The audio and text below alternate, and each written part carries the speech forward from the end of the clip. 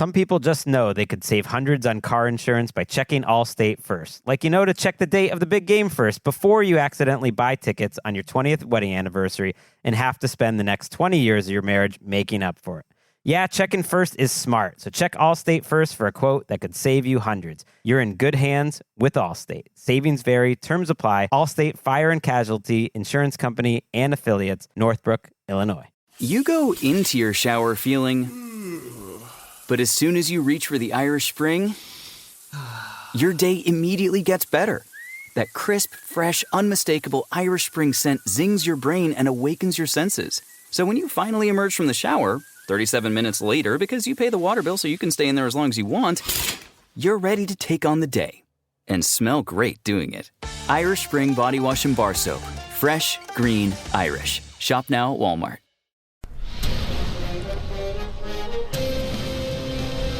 It's time for a Big Blue Kickoff Live. Nobody can ever tell you that you couldn't do it, because you did. On Giants.com. You know what I saw? New York Giant Prime. And the Giants mobile app. 17-14 is the final. One touchdown, we are world champions. Believe it, and it will happen. Part of the Giants Podcast Network. Let's go out there like a bunch of crazy dogs. Have some fun. Hello, everybody, and welcome to Monday's edition of Big Blue Kickoff Live right here on Giants.com and the Giants mobile app. Big Blue Kickoff Live is presented by Cadillac, the official luxury vehicle of the New York Football Giants. I am John Schmeelk, joined by Matthew Citak. Hope you guys enjoyed a couple days where you don't have to stress about a Giants game, and instead you can enjoy some NFL football. Though someone that is certainly stressing today is this man next to me, Matthew Citak, who, after he decided to get all angry with me, even though I didn't say anything, about the Mets last week, they have proceeded to nosedive, and he is quite nervous about the two baseball games that'll be starting in about a half hour. How you doing, Matt? I've been better, but hey, we just got to win one of the two. That's true. That's what we got to do. So fingers crossed. Luckily, there is no bad history between the Mets and Braves in big spots. So I think you'll be fine. Especially clutch situations at the very end of the season. Yeah. Oh, you got to win one out of two.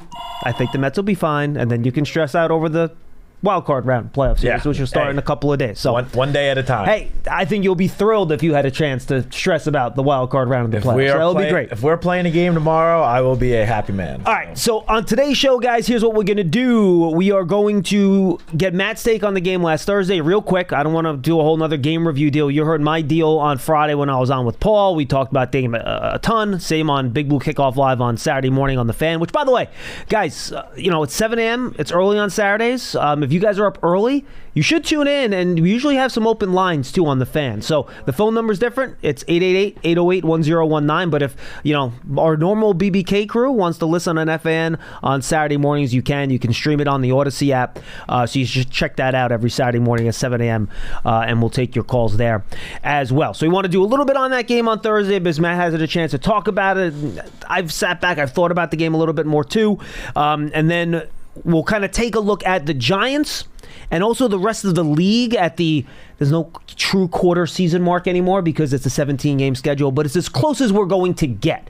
So we'll kind of take heed of where the Giants are and maybe some of the surprises around the league, too, as we head into the end of week number 4 here. And, of course, the Giants' next opponent plays tonight, the Seahawks. They have a very big game against the Detroit Lions. So if you're a Giants fan, tune into that. That'll give us some fodder to discuss over the course of this week as the Giants get ready to play one of the only, potentially, we'll see tonight, undefeated teams in the National Football League in their home stadium on Sunday at 4:25. CBS game, by the way. It'll be Tiki Barber and one of the McCourty brothers on the call in that game. So Joby Jason, thank you. I forgot which one. I should remember that.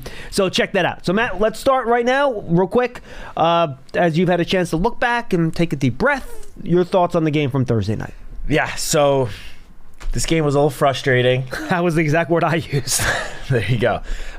In the sense that the Giants could have won this game. It was, it was there. A couple of plays go a little differently. The Giants are looking at a 2-2 record going into this week's game in Seattle. I'll try to keep this somewhat brief. First on offense, first of all, Malik Neighbors, still incredible. Currently in the concussion protocol. We have no update. Hopefully he clears in time for Sunday's game. That will be, something we monitor throughout the week. But he is incredible. I think he's already showing that he is a top wide receiver in the NFL, which is crazy to say 4 games into his career, but the numbers prove it. So he's great. The offensive line is playing solid, decently. They're not, struggling. It's not like it was last year. It's not an elite top of the league unit, which is kind of what we were hoping for that it would be. The pass protection, very good Thursday. The run blocking, obviously not what you want. Yes, that's what I was going to get into next, in that I have to apologize. I think I put the kibosh on Devin Singletary last week when I said that this was what should be an easy matchup for him, and obviously was not the case. I spent 2 hours on the pregame show talking about how bad the Cowboys' run defense was. Matt, don't worry about it. You weren't the only one. The 2 weeks prior, they got absolutely gashed, and clearly they went into Thursday night saying, we are not going to let the run game beat us, and they didn't. Then again, after last night, maybe it has more to do with the Ravens than the Cowboys based on what the Ravens did to Buffalo last night. For sure. But I still, have some confidence in the offense. They seem to be, improving. I know they didn't score a touchdown, obviously, against the Cowboys, and that it's going to be tough to win a game if you don't score a touchdown. It's we all know that. But I think overall, as a unit, they seem to be kind of gelling more and improving in small ways, which if they can continue to put it all together, I think we will see the unit take a bigger jump. And I just have to say, Daniel Jones, I thought played pretty well against the Cowboys. He missed those deep throws in the first half, but otherwise he played extremely well. Exactly what I was going to say, and I know some fans out there are going to freak out about this, but Daniel Jones had a pretty good game. Now, he was unable to hit on the deep throws, and there's no doubt about it. In order to be a successful quarterback and to have a successful offense in the NFL, you need to be able to hit on the deep throws. And he did not do that against the Cowboys. But taking away that one aspect, which again, I will admit, it is a pretty big aspect, but if you take that one part of the game out, the rest of Daniel Jones' game, he was great. He was hitting on all of the, intermediate routes, which he even said to the media, I think after the game, is like, we didn't hit any of the deep routes, but we were hitting a lot of, 10, 15 yarders, which if you look at the stats show that as well. I just want to pull up the numbers here. Intermediate routes, he was 6 for 7 for 98 yards with a 118.8 passer rating. And my guess is that one incompletion was probably the Darius Slayton drop at the 10-yard line. Yeah. And again, so the deep throws, 1 for 6. That's not great, but I just wanted to, you got to criticize him when he deserves it and give him some credit when he deserves it as well. And Daniel Jones, again, was not the reason that the Giants lost the game on Thursday night. And then real quick on the defense, Dexter Lawrence, didn't do much in this game, but he was getting double teamed at an insane rate. I think it was the highest double team rate that anyone has ever had in the next gen stats era. I didn't look at any of the analytics, but rewatching the game, he was double teamed literally every He was play. double teamed on 80% of the plays, and it is the highest double team rate in a game since at least 2018. Wow. All right. Well, there you have it. So him not, having much of an impact, I really don't take much from that. Brian Burns also did not, this was the first game according to Next Gen Stats that he did not register a pressure. Do you want a little rant from me on that? Do I want to what? Do you want a little rant from me on that? Sure. He had a quarterback hit in the game book. How do you have a quarterback hit in the game book and not have a? That's why you have to be careful with the next gen sometimes, because I went back, I watched the tape. PFF has him for a quarterback hit and a hurry on top of that. I counted another one I could have considered a hurry when I rewatched the game on tape in addition to that. So that's a bogus stat. I don't know how they figure out their pressures and how they do that with their, player tracking, because that's how they do that. They player track how close guys get to the quarterback. So I don't know how, is it like at the time the pass is thrown, how close you are to the quarterback? Is it at any point how close you are to the quarterback? I don't know how they calculate that. But yeah, I did this with Paul on Thursday. There's literally 6-minute mark, I think, in the first quarter. You know how these game books work, Matt. You looked at them a million times. At the 6:26 mark, whose name is in brackets there for a quarterback hit? Brian Burns. Brian Burns. Hard to have a quarterback hit and have zero pressures. Just saying. Go ahead. No, that is very true. And I thought watching the game, I saw the stat on Friday, and I thought, I'm like, looking back at the game, I'm pretty sure he got close to the quarterback at least a couple of times. He had another inside move where he forced Dak Prescott to step and roll right and then throw a pass. So I'm not sure how they calculate that. Me neither, but regardless, all I wanted to bring that up was that... Sorry, I didn't mean to interrupt you. No, it is all good. All I wanted to say was that he still, even with this, supposed zero pressure, he still has a very high pressure rate in terms of what he's had for his career. So despite the fact that, we're 4 games in, he only has 1 sack, they're going to come. If he keeps producing and getting the pressures like he has been the first month of the season, I am confident that the sacks will start to come. And especially if Dexter Lawrence continues to get double teamed at that rate like Thursday night, because then he's going to get more and more one-on-one matchups, him and Kayvon, and they will start to produce more. Elsewhere on the defense, Cordell Flott, I thought, had a solid game Thursday night. I thought he covered Brandon Cooks on those little comeback routes very well. Yeah. I'm with you. Yeah, he wasn't like a shutdown corner type of night, but he played pretty well, and that was just encouraging to see, because obviously he could play a very big role on the defense for the rest of the season and moving forward. So that was good to see. Overall, again, it's frustrating losing a game like this when you feel like it was like right there for the taking and you were very close to winning the game. Looking at the Giants' record, they're 1-3.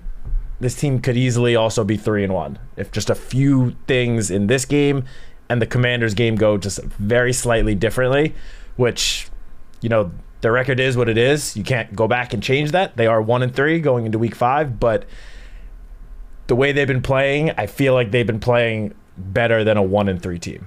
Yeah, and I think that's you set it up perfectly, Matt. When we look at this team at the 4-game mark, it's going to look very similar to their record in other seasons at the 4-game mark. But I do feel like this team is playing better football, right? And look, the first week was bad. It was 28-6. Since that, overall, this year, and you guys, I do this consistently every year for all the teams, a number that I think the simplest number you can look at to show you how well a team is playing is their point differential, right? The Giants right now are -24. It's not a good number. Nope. But 22 of those points came in week 1 against the Vikings. That was a bad game. Yes. The Giants have not looked like that team since that game. So it's not fair to throw it out because that game happened. Still counts. But in the last 3 games, they've had a -2 point differential. Not only that, That's it. But the Vikings are also the best team in the NFL right now. Yeah, the Vikings have a +57 point differential, which, to your point, Matt, I believe is tops in the league. Yes, it is, and it's not particularly close. Yeah, and I mean, look at who they beat after they played the Giants. They beat the 49ers, who everyone seems to think is the best team in the NFC, or at least going into the year they were. They destroyed the Texans 34-7, who the Texans, another, playoff contender. Everyone thought was this team that was going to make a big jump. CJ Stroud year 2, and they shut them down. And then they went and beat the Packers yesterday, which the final score, they only won by 2. But this was a game where they were up, 28-0? Yeah. And, they sort of took their foot off the gas, and then Green Bay mounted a huge comeback in the second half, which at the end of the day, they only ended up winning by 2. But that game was more lopsided than the final score entailed. So the Vikings look like they could be the best, or if not one of the best teams in the NFL. And clearly going into week 1, no one expected them to be that, because there were people that thought the Giants were going to win that game. And again, a loss is a loss, but that week 1 loss by the Giants doesn't look quite as bad now, seeing what the Vikings have done to other legit contenders over the last 3 weeks. And neither does a loss to the Commanders, who are now 3-1. And that's another game keep winning games. And that Commanders game, again, we've spoken about it. That's another game that the Giants could have won. And now, here's the thing, guys. We can sit here and say, yes, the team's improving. They're better than they were. And I think especially the offense, Matt, who last year they were basically 31st to 32nd in every advanced metric.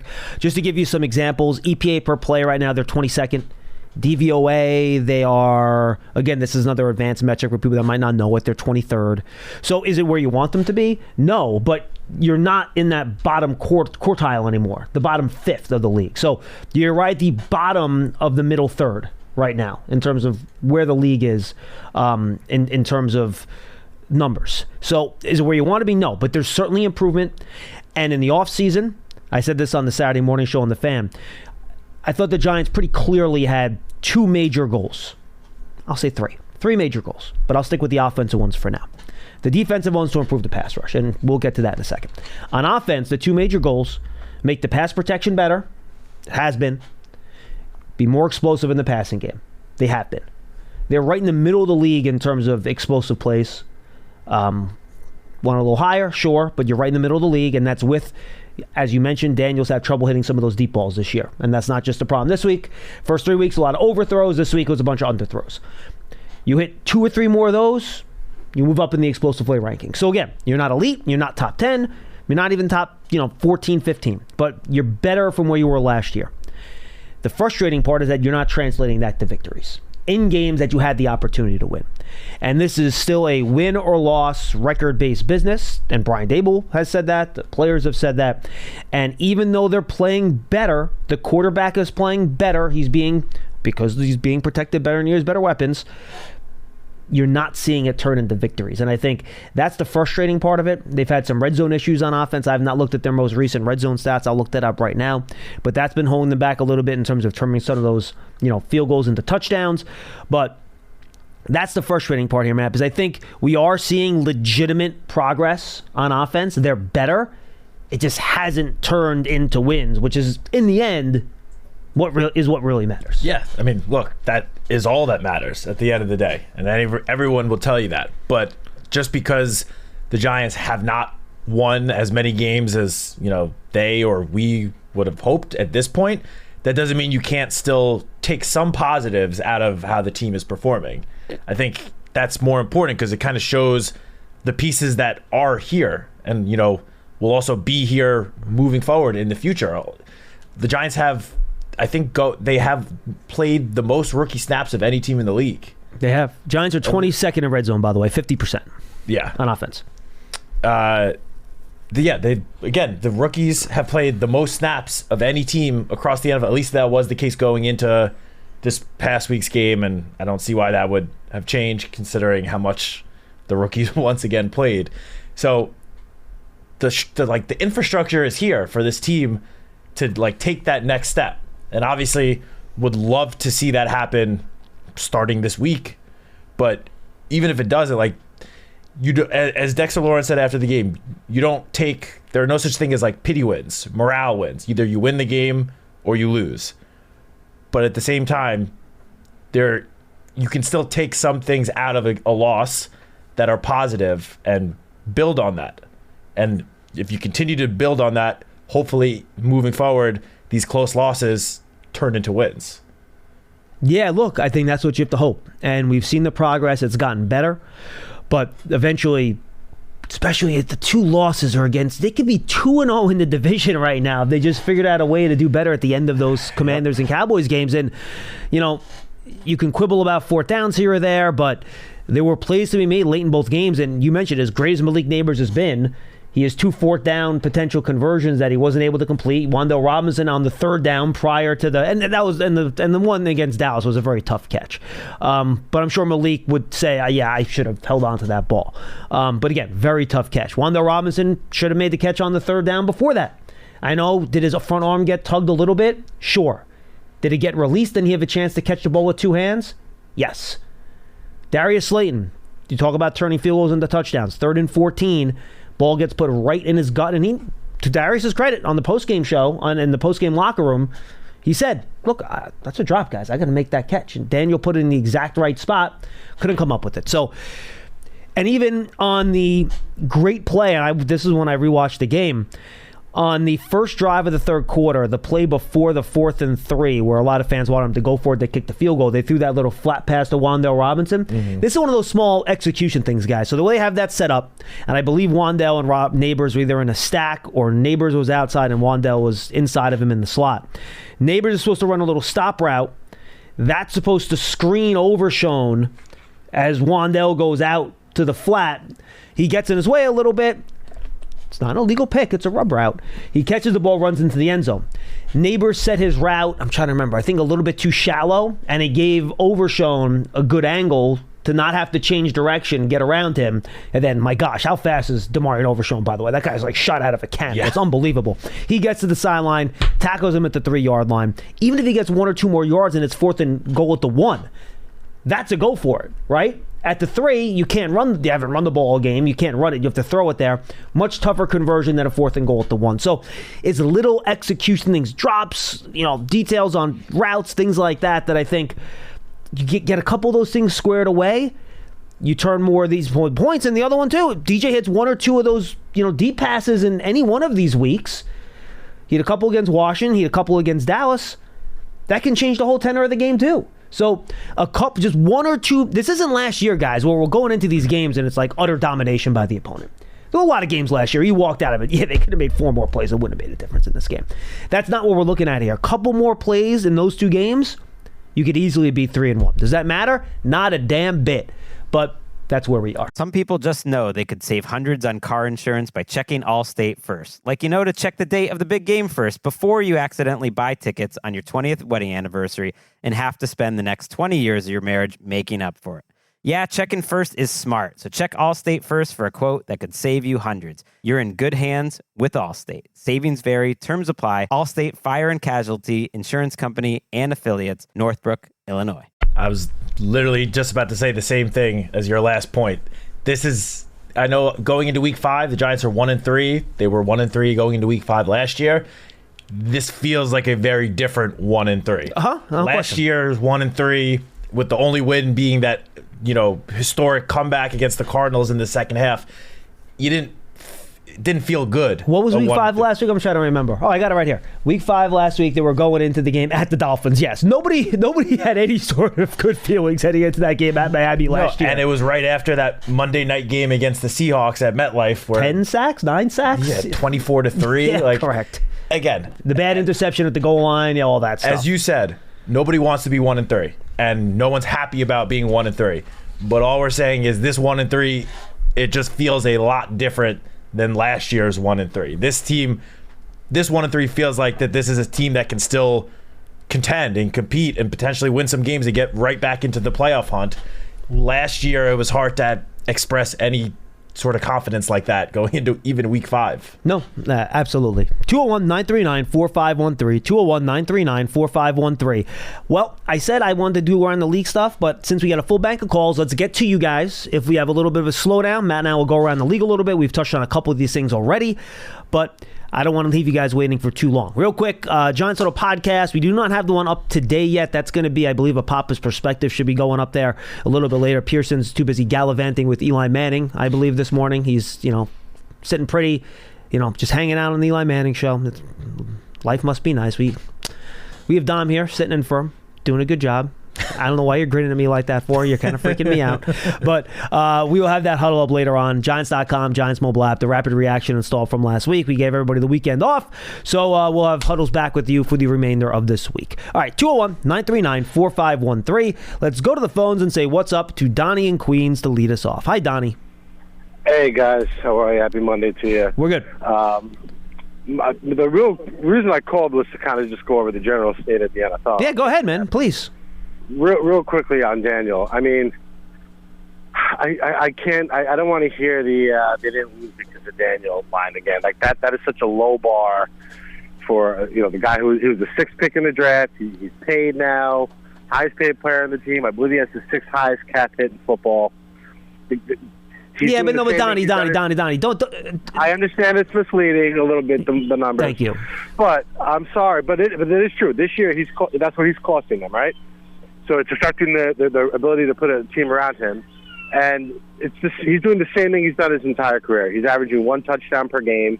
And I guess that's actually a little bit of improvement because the other 5 years has been less than that. The guy doesn't put the ball in the end zone. Everything requires perfection. Daniel Jones is just good enough to make you frustrated that they lost a close game and say, well, if they did this, this, and this, it requires too much perfection around him. Now, I don't know if it requires perfection around him, Donnie. I'll just say this. In his last 3 games, 68%, 232 yards per games, 4 touchdowns, 1 interception, 96 quarterback rating. He's taken only 4 sacks. right. Yeah, that's solid. But even in the Cleveland game, right, in the second half, how many plays did he miss that? You said they could have been 3-1. They could have lost that game because of throws he missed. Right? Like, the bar is supposed to be the highest for him, but because the criticism is so loud sometimes, I feel like there's another segment where the bar gets lowered for him too much. No, Donnie, you're right. I think the extremes on him as a player are way too extreme on both ends. Yeah, I think that's fair. He's just not good. He's good enough to get you fired kind of player. But, we've talked about Daniel a million times. Speaking of stink, the NFL. Yesterday was my first day to really kind of sit down and watch the league as a whole. I went to the opener. The Giants had played, in the last couple Sundays. Had to watch the Browns game on DVR. So I'm sitting there watching, and I'm like, how many teams are, like, good? Like, they have, like, good quarterbacks, good weapons, solid lines, solid defenses. I mean, even Dallas, like, outside of Dak and CD and Parsons, like, how much is there? What do the Bengals have outside of Burrow and the wideouts? Even the Chiefs, I mean, good defense for sure, definitely. Maybe haven't played the toughest schedule yet, but you look at these teams and it's like, where is all the talent in the NFL? Chiefs have been hit hard with injuries too, Donnie. A lot of the things with the Chiefs, they're missing their starting running back and 2 of their top 3 wide receivers now due to injury. So, the NFL has to figure something out with their preseasons. They're going to continue to add games and probably teams at some point in the future. I mean, I hate to say this because I'm starting to sound like Paul, and I'm probably I'm only 38 years old, but the product is just getting worse and worse and more watered down every year, and I'm addicted to it. I'll still keep buying it, but man, it is just really something. Donnie, great call to lead off the show, and hang with us here. I want to have this conversation with you because I know you pay attention and you're a really smart football fan. And man, I want to get your take too. I've been thinking about this a lot, and we saw it start last year, and I think we're seeing it more this year. The league's becoming more of a defensive-oriented league now. Okay. I think that's the first thing we have to look at. The second thing we have to look at is, I think, and this is something I think Tom Brady has sort of looked at a little bit, the way quarterbacks are coached up now. A lot of the stuff gets schemed up for them, and they don't have to do as much as I think some of those quarterbacks of like yesteryear had to do in terms of reading the whole field and doing those sorts of things. That's how they get quarterbacks on the field faster, right? You have to simplify it for them to get them on the field right away. And I think, and just to add to your point, the college game, if you watch it, a lot of even like the major programs, they get to the line, the guy claps, and the entire team looks at the sideline for the play. 100%. It's bad. 100%. And Donnie, and I think what we're getting to now is we've had a huge glut of quarterbacks retire over the past 5-6 years, right? That whole set of great quarterbacks from yesteryear are now all gone. We don't have the Mannings anymore. We don't have Brady. We don't have Breeze. We don't have Phillip Rivers. We don't have Ben Roethlisberger. We don't have Matt Ryan. I mean, how many Hall of Famers that I just mentioned? There's no upper middle class. Right, and if you look at it, Eli of this era. Right, and if you look at it, I'm going to go through 5 drafts with you guys real quick, starting in 2010. So those are the guys right now that kind of should be your 33 or 34-year-old quarterbacks, right? That should be like right in the prime and playing their best football. Well, the quarterbacks in 2010 that got drafted were Sam Bradford. He was the top overall pick. And then you had Tim Tebow, 25th overall that year. That was the 2010 NFL draft. 2011 NFL draft. Cam Newton, retired, right? Jake Locker, Blaine Gabbert, Christian Ponder.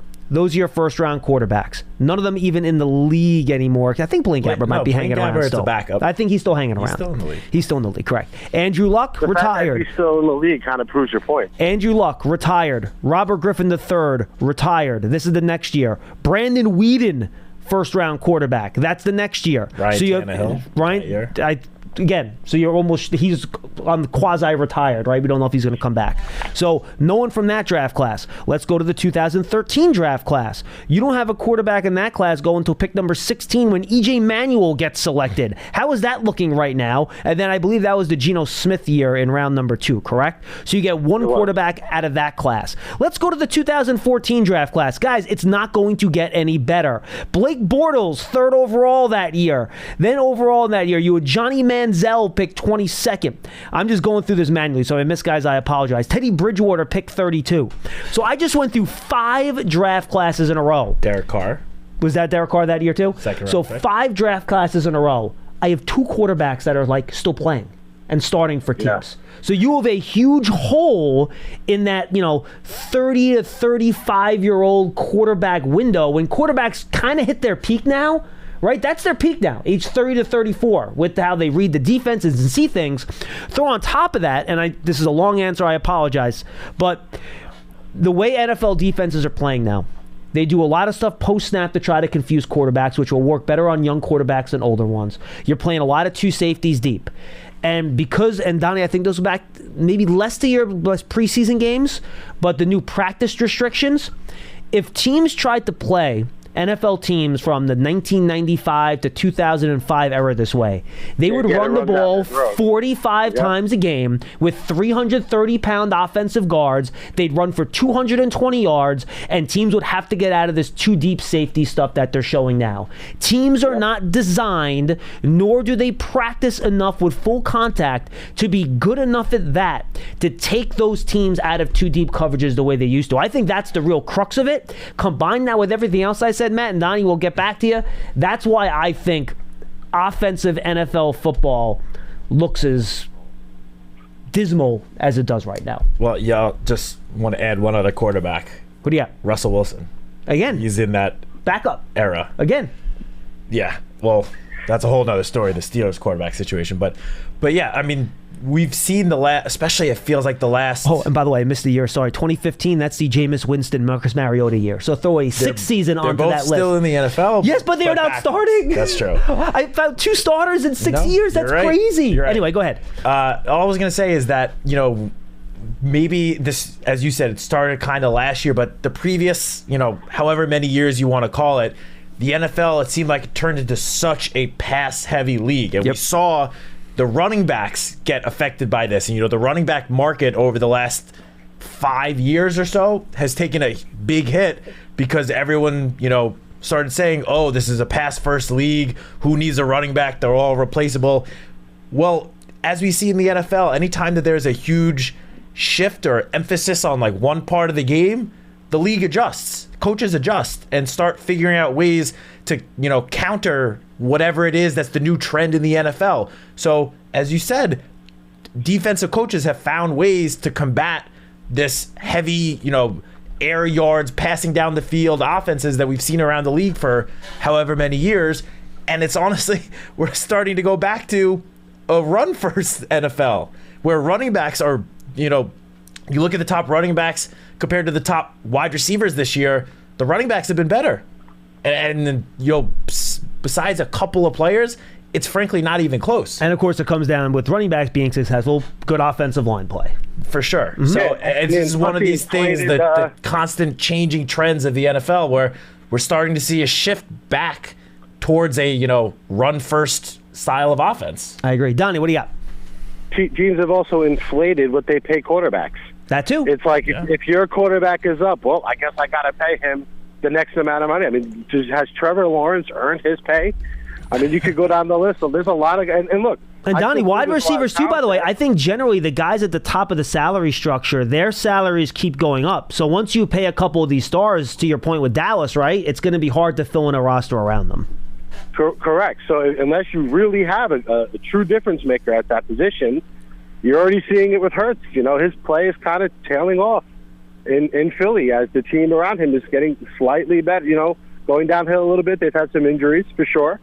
But it makes it almost impossible to field a complete team where it's almost like unless you really have one of the top 8 to 10 guys in the league, you're almost better off looking for bargains at that position. Look what Sam Darnold's doing. I don't necessarily believe Sam Darnold is this caliber of player, but He's getting great coaching. He's a little experienced now, and the talent around him is better. So just a really tough product to kind of watch, and an overexposed one at that. So that's just kind of where I'm at 4 games in. Let's pray to God they beat Seattle next week, because, you know, the way the league is, anybody can really beat anybody. Yeah, they can. On a given Sunday. I mean, the Broncos absolutely stink. I don't know how they beat the Jets yesterday. I mean, just a totally it must be something about MetLife Stadium. And Donnie, the Broncos have won 2 straight games now. They beat Tampa Thank you, Bay. Donnie. Appreciate the call. They knocked me out of my survivor pool. Yeah, you know, I obviously we can't do those survivor pools, but I mean, my brother does, and he said it was an absolute bloodbath in those first 2 weeks, with the Raiders beating the Ravens and then the Patriots beating who'd they beat in week 1? Cincinnati. Bengals. And then the Broncos beating the Bucks last week. Yeah, I mean, to his point, I was going back and watching some Seattle stuff today. They had to have a comeback win in overtime against the Patriots in week 2. Now, I believe that was in New England, if I'm not mistaken. But yeah, it was. Still, like, Donnie's right.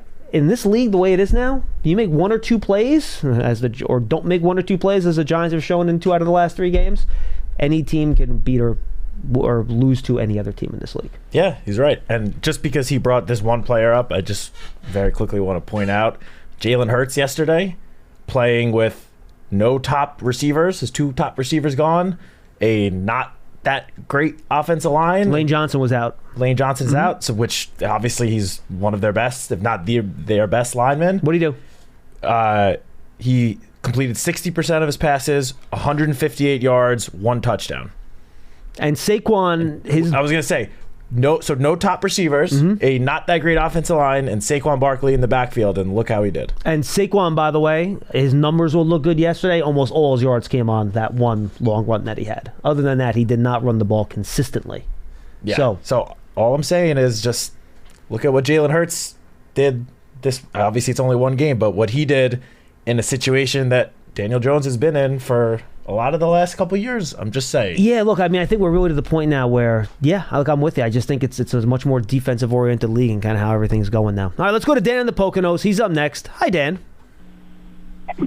Hey, fellas. How's it going? Good. How are you? I'm doing good. I just have a couple of quick comments. I was hoping Paul would be on this today, but because I have something to say about what he said. Well, Paul's on Friday next, Dan, so feel free to. I will let you dial up for the second time if you want to yell at Paul on Friday. You'll be on with him and Citak Friday. You can yell at Paul. I look forward to that. No, he'll just yell at me more than I'll yell at him. Sounds like great radio to me, Dan.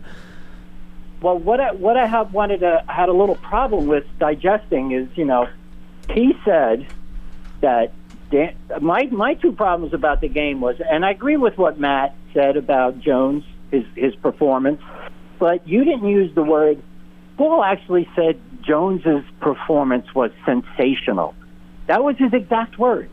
Now, I know everyone on the planet knows it wasn't sensational. Now, Dan, it was sensational if the guy standing 10 feet in front of him. Now, Dan, real quick, in front of him. Did you listen to the show itself, or did you listen to that misleading clip that got posted on social media? No, I don't listen to social media. Okay, good. I only listen to the show. And Dan, the only reason I asked that is that somebody took, and this really, I really tried hard not to respond on Twitter on Saturday, and I didn't. I was very proud of myself. So someone posted up after the Friday show, Dan, and then we'll let you continue. We opened the Friday show. The first 4 or 5 minutes of the show talked about the missed opportunities in the first half of that game. The missed deep throws, the illegal shift penalty on the deep throw to Tracy, the Slayton underthrow, the neighbor's slight underthrow, which then he couldn't score the touchdown, which he might not have anyway. The safety had an angle on the play. But that was the first 3 minutes of the show.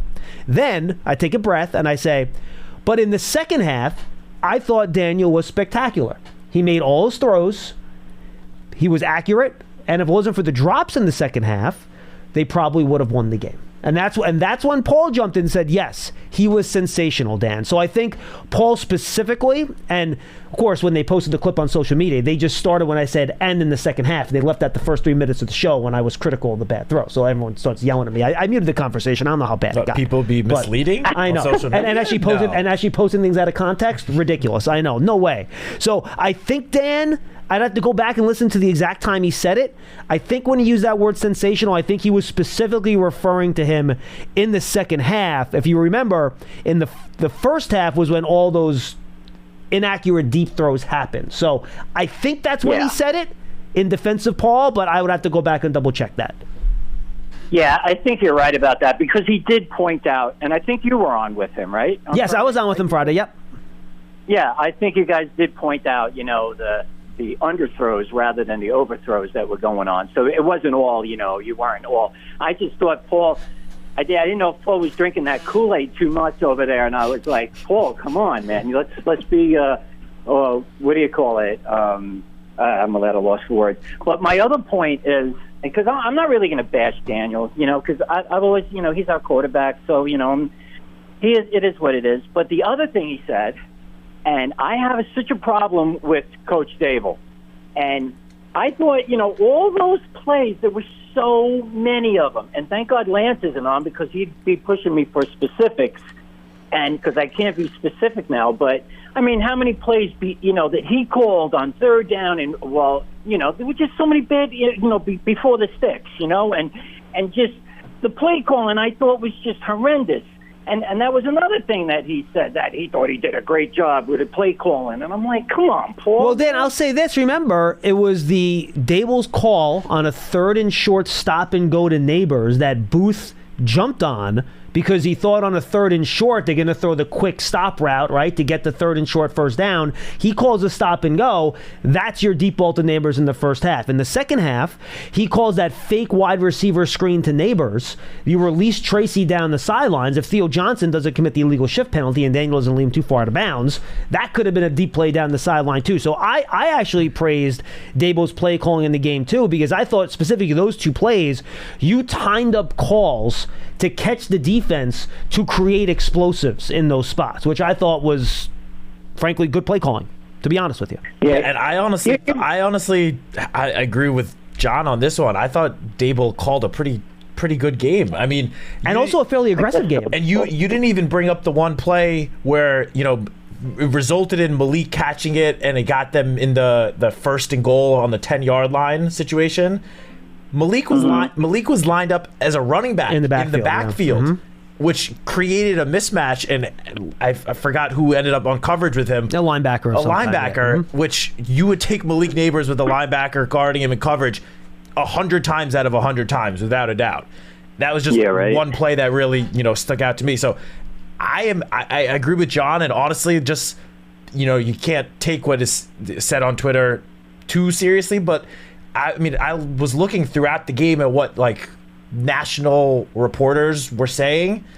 They seem to agree as well that Dable really did call a good game. And now, Dan, you're right. At times in the game against Dallas, did they throw short of the sticks on 3rd down and then try to rely and run after the catch afterwards? Yeah, and Dable was actually asked that in the post-game press conference. He goes, yeah, that's a part of our offense. We want to get guys on the move, let them catch the ball, and then run after catch. But generally speaking, and I think I looked this up on Friday's show, Jones's throw beyond the sticks percentage was actually pretty high in the game. He threw beyond the sticks a lot on 2nd down in the game, and they converted a lot of those on some of those deep in cuts that they ran. But were there some of those plays on 3rd down where they threw in front of the sticks and expected some run after the catch to get the first down? Yes, that did happen. No argument there. That's fair. Well, you guys obviously know a hell of a lot more than I do. No, Dan, good call. Anyway. All fair. Yeah. All right, guys. Have a good one, man. Thank you, man. You too. You too. But you're right. And I know throwing in front of the sticks does frustrate fans sometimes, but you set up Wando Robinson in space to catch and run. So you are going to have plays like that. I understand it's frustrating. But remember, when teams are running that 2 safety deep stuff, sometimes you can't get it down the field, and you have to rely on the short pass and the run after the catch to get some of those first downs. Yeah, and honestly, you don't want to rely on that every single passing play. But, of course. But Wando Robinson is, I think, one of the shiftiest players maybe in the league. He is very good with the ball in his hands. He's not going to, make 1, 2, 3 guys miss every single time the ball touches his hands. But him with one defender in the open field, I like his chances at being able to break at least one tackle to pick up an extra yard or 2. Yeah, absolutely. I don't hate that at all. Obviously, again, you don't want to do that every single play, but sometimes, yeah, I'll take Wan'Dale Robinson with one defender in front of him in the open field. I'll take my chances on that. So PFF tracks percentage of throws that go past the first down marker, and just in week 4 alone, among all NFL quarterbacks, Daniel Jones was 16th. So he was right in the middle of the league at 37%. So that's where he landed. Right? Actually, a little bit probably. I don't know how many quarterbacks qualified because you still have 2 games last night. So he was 16 out of 28. So he was a little bit past right in the middle there. That's a minimum of 10 dropbacks in terms of how you sort that out. Some people just know they could save hundreds on car insurance by checking Allstate first. Like to check the date of the big game first before you accidentally buy tickets on your 20th wedding anniversary and have to spend the next 20 years of your marriage making up for it. Yeah, checking first is smart. So check Allstate first for a quote that could save you hundreds. You're in good hands with Allstate. Savings vary, terms apply. Allstate Fire and Casualty Insurance Company and Affiliates, Northbrook, Illinois. Just to give you an example, he's with the guys on the bottom of the list: Justin Herbert, Patrick Mahomes, Dak Prescott, Baker Mayfield, Kyler Murray. Those were 5 out of the bottom 7 players in that metric in terms of throwing beyond the sticks. Just giving you the numbers. 201-939-4513. Let's go to Marcus in South Jersey. He's up next. Hi, Marcus. Hey, guys. How you doing? Great, Marcus. What do you got? Long-time Giants. I got a couple comments and then a statement. Sure. I heard the last caller just talking about the ball, Coach Ball. The offensive play calling's been getting better. It seems like he's starting to trust the players more. The biggest issue I've had, and I was watching with the ticket over the weekend, I mean, you saw guys like Andy Dalton, let's say not as mobile as Daniel Jones. When they got inside, as Coughlin called it, the green zone, you saw innovativeness. I saw them spread out 4 or 5 wide. You didn't know if there's going to be a quarterback draw. You didn't know if there's going to be a receiver getting it on the end around. It opened up. In 22 at Daniel Jones, we saw a lot of the rollouts. We saw Saquon, scatting out of the backfield, and Jones rolling to the right, and Saquon pop out, quick touchdown. You go to the Redskins game with Commanders, we didn't have none of that on the 2-point conversions. We didn't have none of that when we could have used it when we went, 5 for 5 with field goals. So I'm just wondering what you guys think about that green zone play calling and using our strengths. And then the other comment that I had is the defense. It looked pretty vanilla again. I mean, Cleveland, what a game from the defensive coordinator. And then last week it went back to predictability. And I've been, I didn't play long, but I played in the college, and I know that week-to-week game plan is great, when the other coaches don't know what you're doing. And I just kind of feel like maybe Coach DeBall is losing confidence in certain players. And then I'm going to go to the elephant in the room, Jalen Hyatt. Can the kid get in? He dropped 1 pass the first game. Slayton's dropped critical passes. What is it going to take for Jalen Hyatt to play? Which one do you want to take those, Matt? I'll take the Jalen Hyatt one. Good.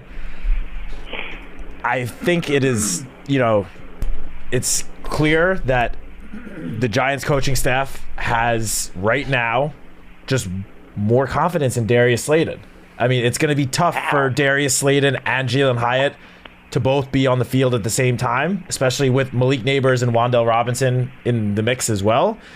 And look, the Giants, the coaching staff, everyone's trying to win games here. If the coaching staff thought that Jalen Hyatt gave the team a better chance and the offense a better chance to succeed and win, trust me, he would be out there over Darius Slayton. Right now, the coaching staff has more confidence in Darius Slayton, which that shouldn't be that shocking. Darius Slayton is in his 6th year in the league, has been the most consistent receiver on this team for a half a decade. Like, it's not that surprising to me. But he consistently drops 5 balls a game. Well, it isn't that many a game, but look, has Darius Slayton had some issues with drops? For sure. No question, but I think, Marcus, they probably have a little bit more confidence, and I think Daniel probably has a little bit more confidence in him running the full route tree and being on time with everything he's supposed to do than the young receiver. Would I be shocked if we saw Hyatt get put in a little bit more moving forward? Sure, but I think what Matt said is right, and you might disagree with it, and that's fine. I totally get where you're coming from on it.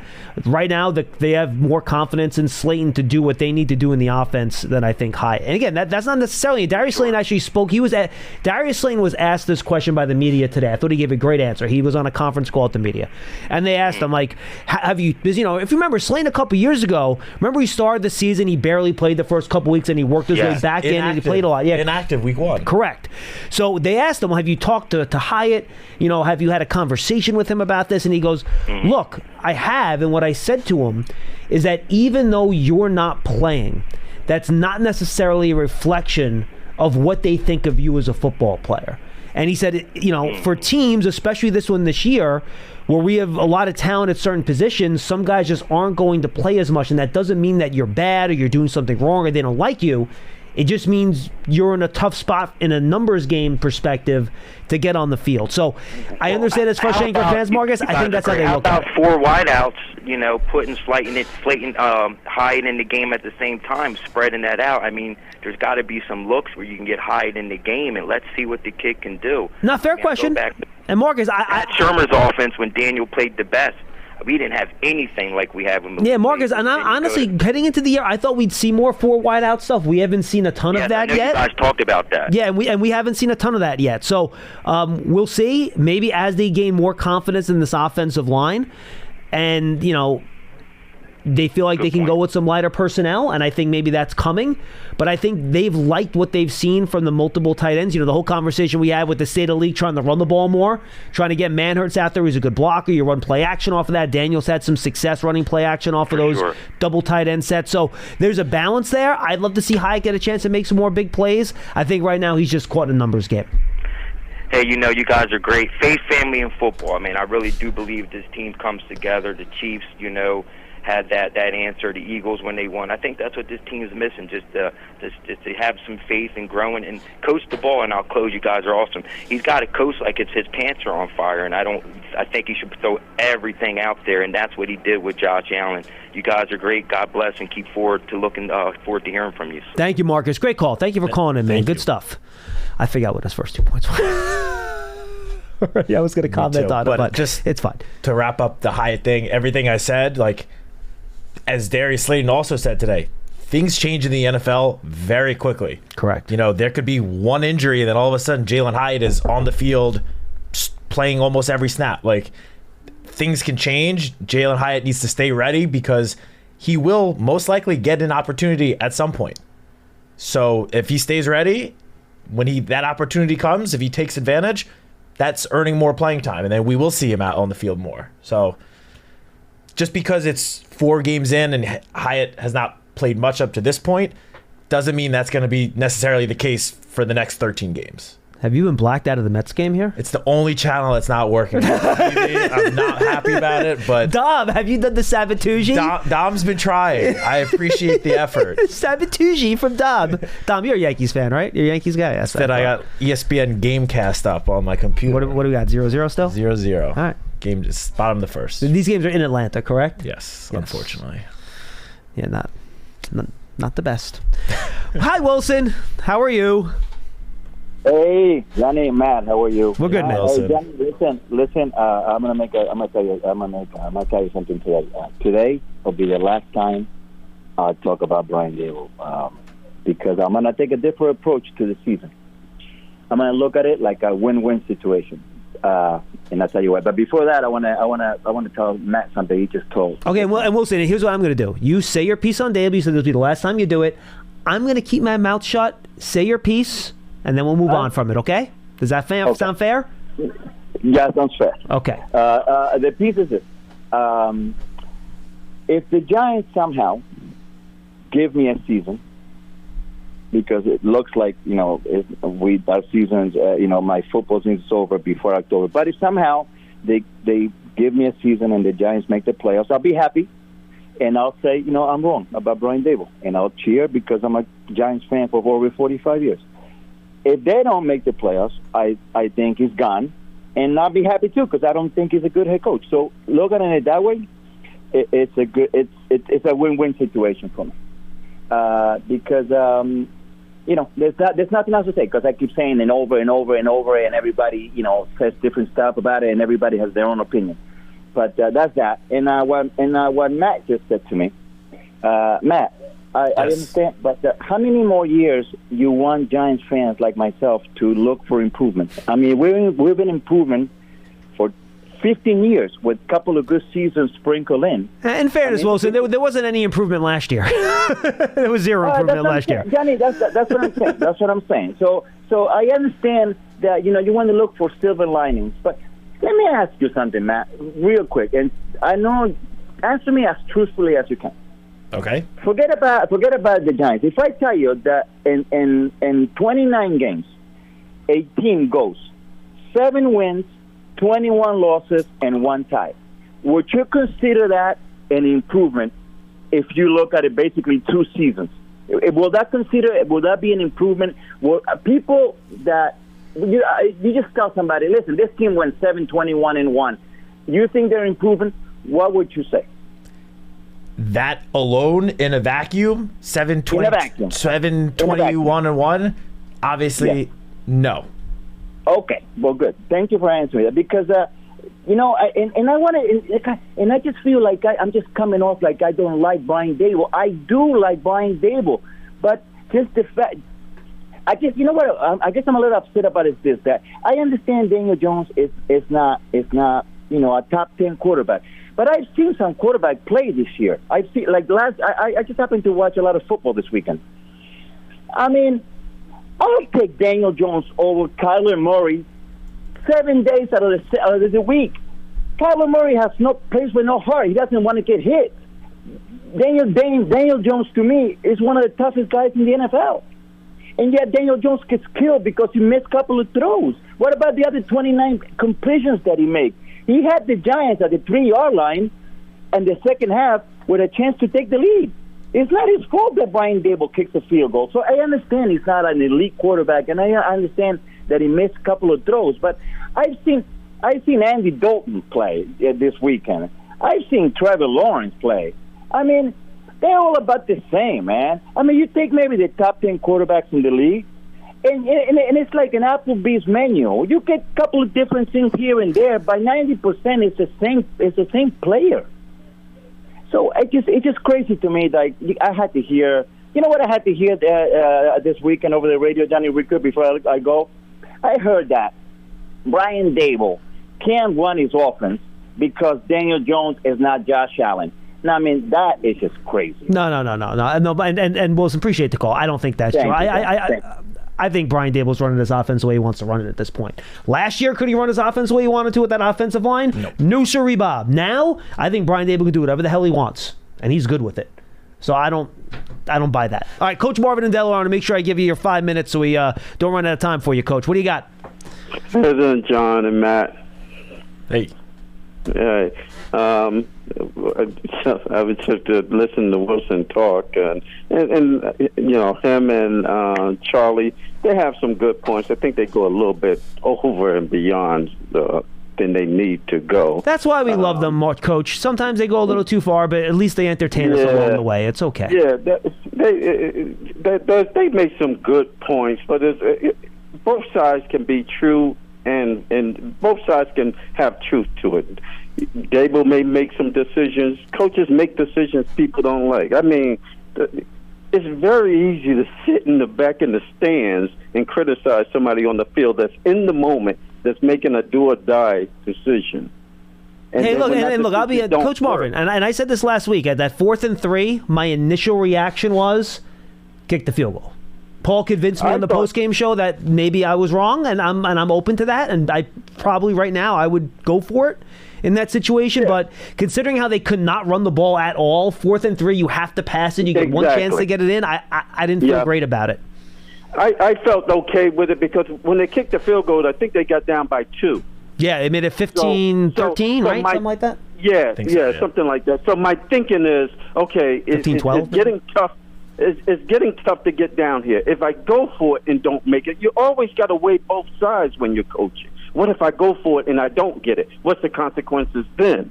So you're saying you're trying to take the best measurements of those. Okay, if I get the points now, Maybe we can stop them on defense, and then I don't have to score a touchdown. I can win it with a field goal. So your thinking is going back and forth, and you're weighing each thing. Everybody's not going to come out with the same answer.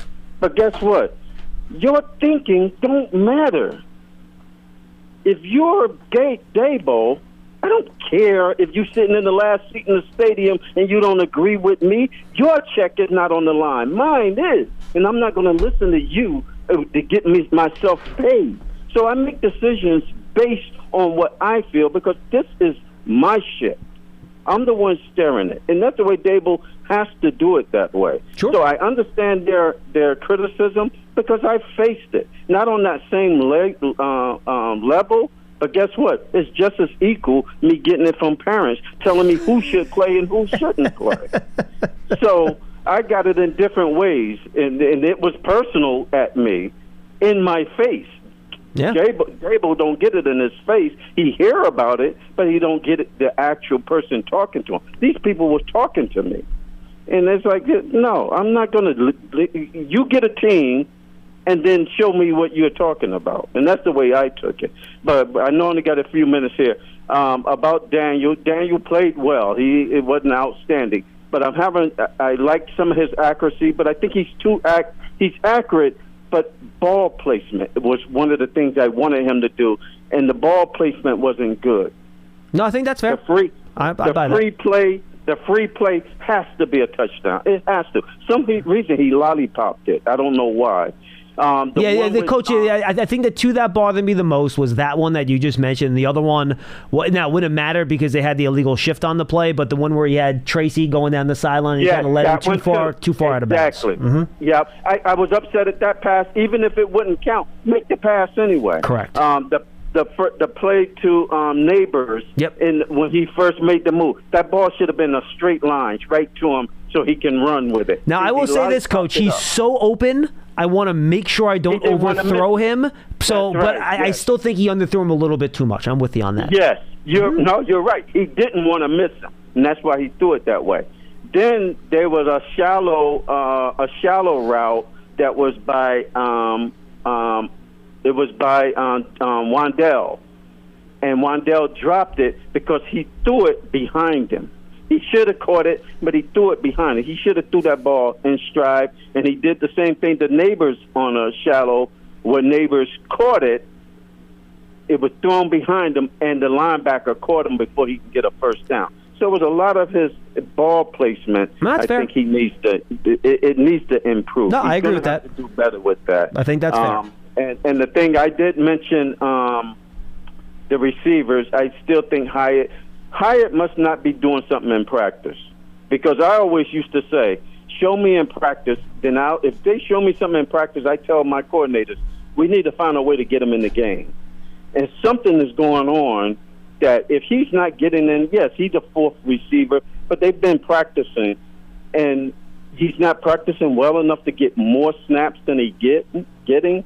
That's surprising. Maybe it was what you said, John. Maybe the route running is not that good. Maybe he's a straight line runner.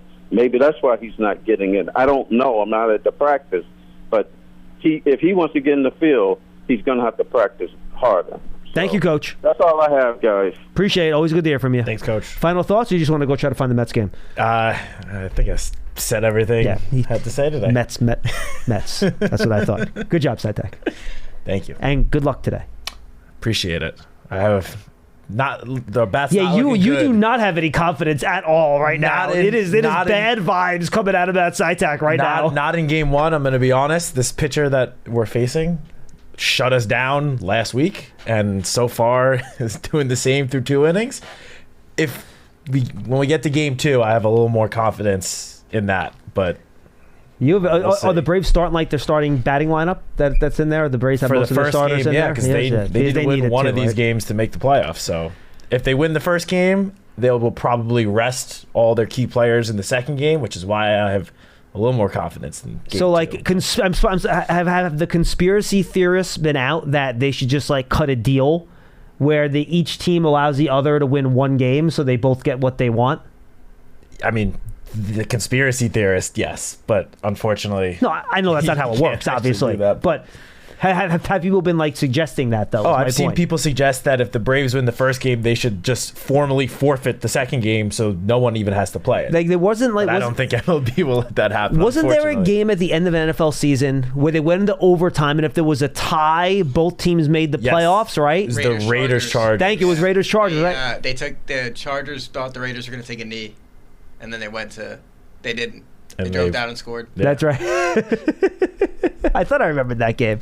Well, good luck to you, sir. Thank you. And hopefully, by the way, I have as little confidence in the Yankees winning playoff rounds as you do in the Mets winning today. At So least don't worry the Yankees about it. are already in the ALDS. Yeah, but now that as Don well knows, now that they're in the playoffs, the bats go to sleep and they're going to score like 2 runs per game. And unless Soto and Judge hit home runs, they're going to score 0 runs in every game, and that's pretty much how it's going to go for them. Soto and Judge do hit a lot of home runs. They do that. That is correct. Tomorrow it'll be Madeline O'Hara. Wednesday, I believe it is Madeline Citak. Are you with Madeline on Wednesday? Told me Thursday and Friday. Okay, so who is with Madeline on Wednesday?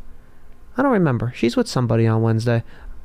I do have her 2 days in a row. I don't remember who the second day is, but it's somebody. Maybe it's me. I don't know. You think it's me? Could be. I'm running out of people. So anyway, tomorrow it's Madeline O'Hara. That sounds like a good name, Madeline O'Hara, right? It's Madeline and Sean O'Hara tomorrow. Madeline Burke and Sean O'Hara. 12:30 Big Blue Kickoff Live on Tuesday. We'll see you then, everybody. Have a great Monday night. Some people just know they could save hundreds on car insurance by checking Allstate first. Like to check the date of the big game first before you accidentally buy tickets on your 20th wedding anniversary and have to spend the next 20 years of your marriage making up for it. Yeah, checking first is smart. So check Allstate first for a quote that could save you hundreds. You're in good hands with Allstate. Savings vary, terms apply. Allstate Fire and Casualty Insurance Company and Affiliates, Northbrook, Illinois.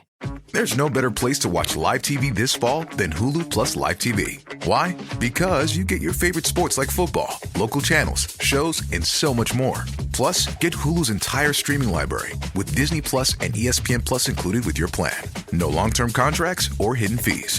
Don't wait. Start your 3-day free trial of Hulu Plus Live TV today.